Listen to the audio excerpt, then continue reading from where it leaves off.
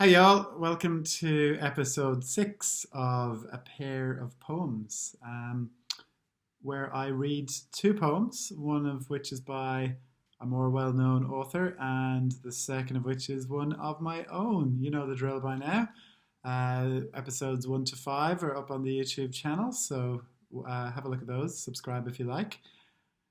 The first poem of the pair, and they both have similar kind of themes. The choice of one influences the choice of other.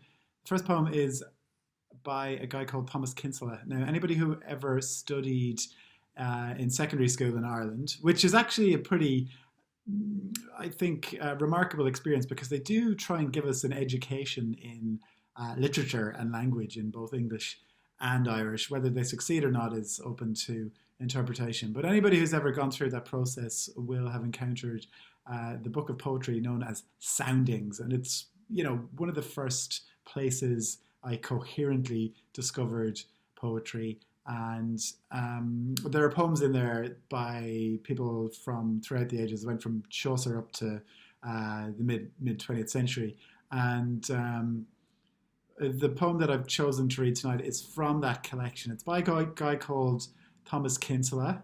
It's called Mirror in February, and it goes like this. Mirror in February. The day dawns with scent of must and rain, of open soil, dark trees, dry bedroom air.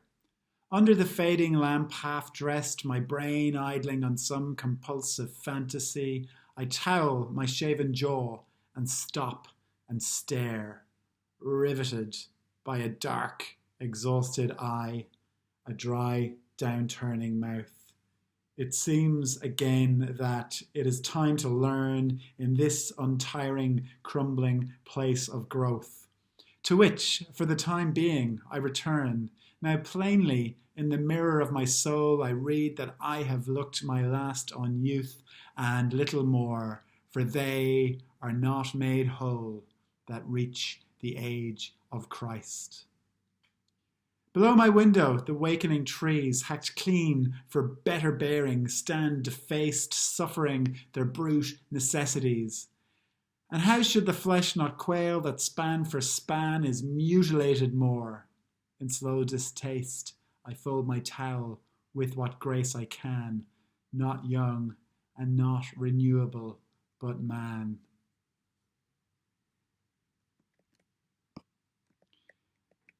It's striking that 25 or so years after first encountering that poem, it still is so memorable to me. There's phrases, there's lines, there's images in there that have stayed with me. And I was prompted to read it this evening, looking at my own face in the mirror, and I go, "My God, life's been tiring lately.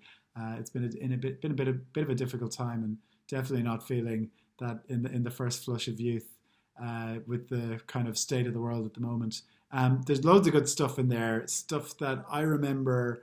I remember when I first encountered it, I was like, oh, wow, that must be unusual to look at yourself and feel like that because I was, 16 or 17 and I, didn't. It wasn't particularly relatable. But I liked the poetics, and it was when I was being properly introduced to this idea that poetry had technique and there were various devices used and imagery obviously being an important one.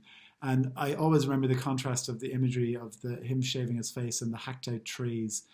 And the effect that he goes for is definitely one of, all right, yeah, we age and we crumble even though we grow, as he alludes to.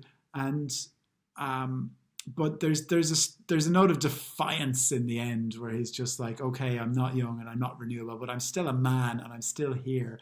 And yeah, this is the nature of the world, but I'm completely in it. And I'm sitting here reading it again, and I have definitely surpassed the age of Christ, as he so eloquently puts it.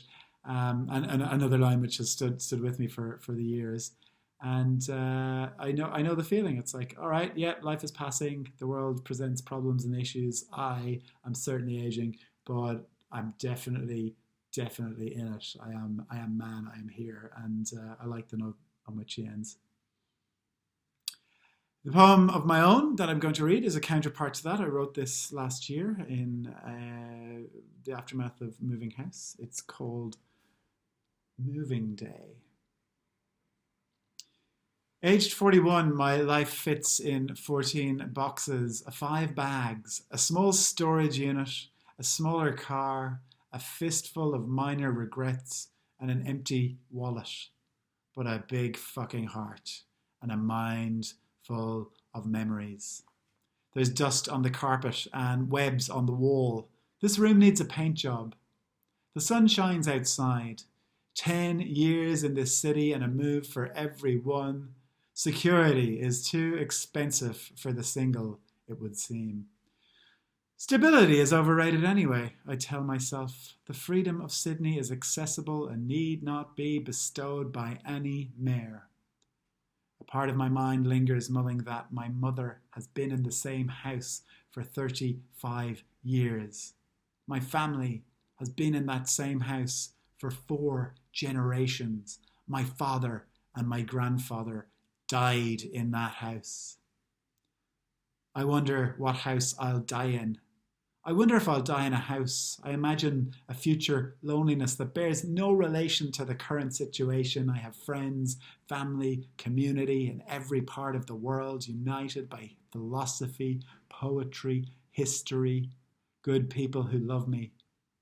But so much can change. The typical trajectory of a life is chaotic, sensitive to small deviations. I had a mortgage once and a wife, expensive illusions of certainty.